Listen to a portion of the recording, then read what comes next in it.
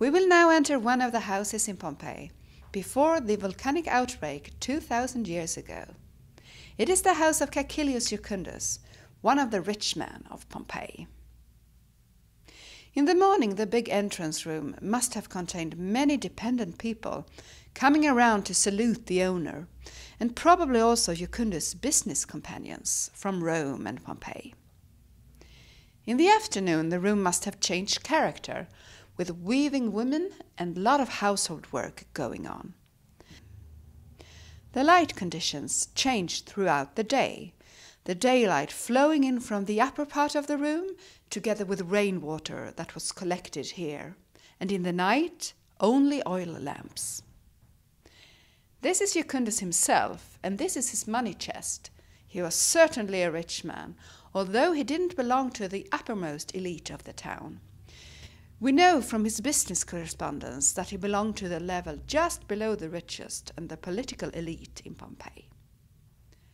This is the house altar, very lavishly decorated and reminiscent of an earthquake 17 years before the big volcanic eruption, year 79 AD. Look at the cleverly built light intake here. This is what allowed people to work here during daytime. This is the working room of the family father. It is called the tabularium, and this is why we placed a table here to mark the case. It is the most beautifully decorated room in the house to mark the status of the owner. When we return to the paintings as they are today, you can see that the big mythological paintings have been removed to museums. And this is also true in the banquet hall, somewhat further inside the house. This is where Jucundus received his guests in the evenings.